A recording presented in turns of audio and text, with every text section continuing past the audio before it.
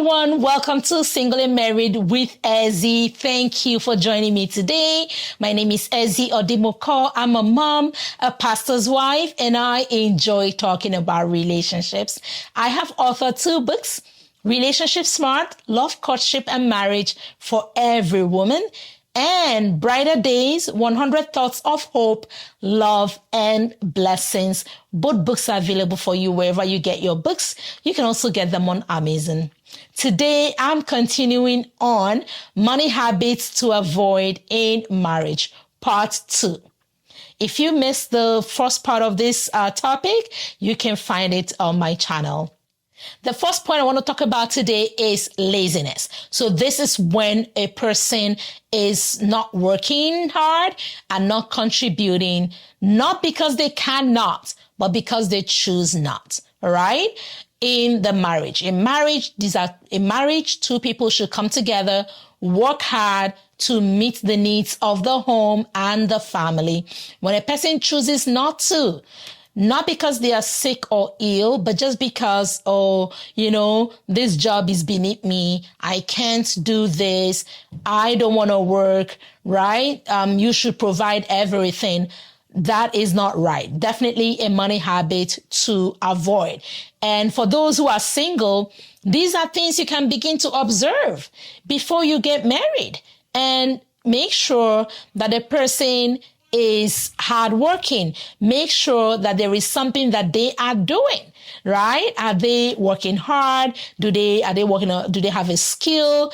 Are they in school? Or is there something that keeps them busy, right? You don't want to encourage laziness in any way, shape, or form. Number 2, money habit to avoid in marriage: addictions.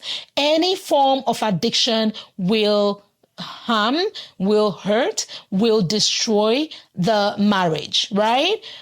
It is a money habit to avoid because it will drain the resources of the home to feed any kind of addiction, right? Be it addiction to alcohol, be it addiction to drugs, be it addiction to any nicotine. Whatever kind of addiction will harm the home, the family, will drain resources. So definitely a money habit to avoid. Another point I want to share today is borrowing. Okay, we know there are different kinds of borrowing. When you have to borrow for your mortgage, that is different. That is not what we're talking about. What we're talking about is borrowing to spend on your excesses, borrowing to keep up with a certain lifestyle or to keep up with the Joneses, right? Some people just borrow. They borrow from everyone, every Tom, Dick, Harry, right? They just borrow. It doesn't matter.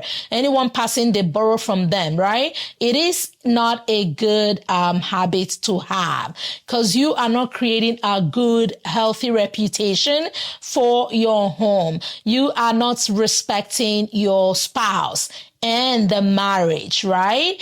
And you are putting the family more and more in debt because you want to borrow to maintain a certain lifestyle.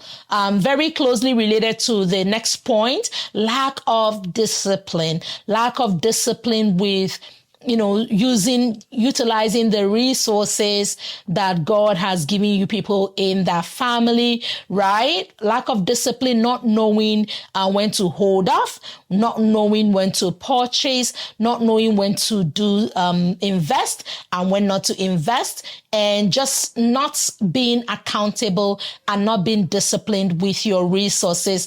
Definitely a money habit to avoid. You don't want to be somebody who just lacks discipline, financial discipline. That will harm and that will hurt the relationship. Unhealthy competition. That's the other point that I want to talk about. Unhealthy competition is a money habit you want to avoid.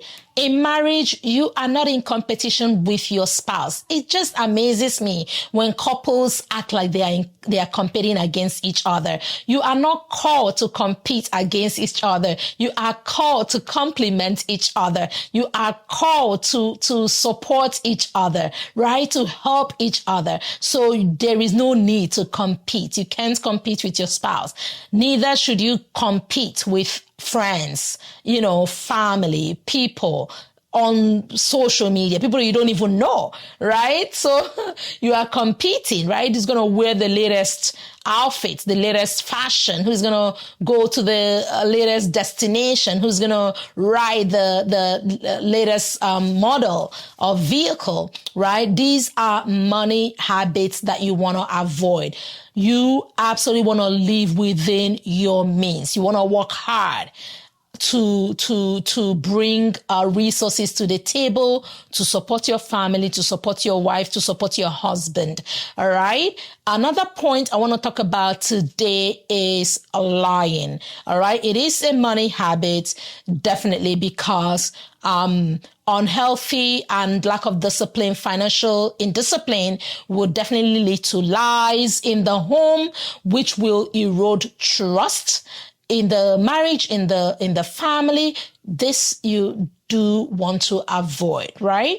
Another one I like to talk about is stealing, right? Stealing, taking what is not yours, what does not belong to you, all right? And that is definitely a money habit to avoid, okay? You don't steal from people. You don't steal from your work. You don't steal from friends, from family. You don't steal even from your home. You are open. There is nothing hidden. You are opening. You share. You communicate what it is that you are doing, and you don't tell lies about it. You don't hide things.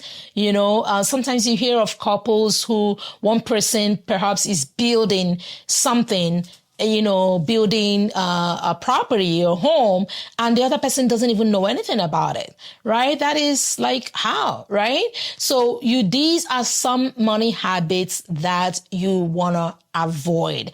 You want to begin to build and demonstrate money habits that are healthy for the home. Things like working hard, things like being generous, things like giving, things like helping others, things like caring and for the needs of your home, right? Being diligent and all these other things that will be a blessing to your home. So definitely these points and the ones I shared last week, something to keep your eye out for. If you're single looking to marry, you want to avoid these things because they can bring a lot of challenges in the marriage. If you're already married and some of these things exist in the home, you want to begin to have discussions around them. You want to begin to talk about them. You want to begin to walk toward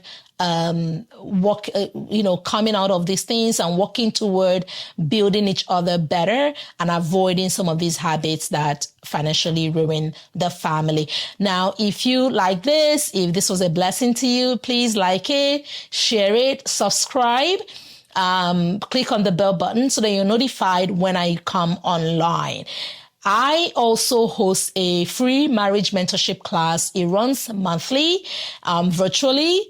And I meet with couples, singles alike, and we discuss topics that are relevant to and helpful to marriages and relationships. So if you want to be part of it, you're welcome. Just follow the prompts you see to register and to be part of it.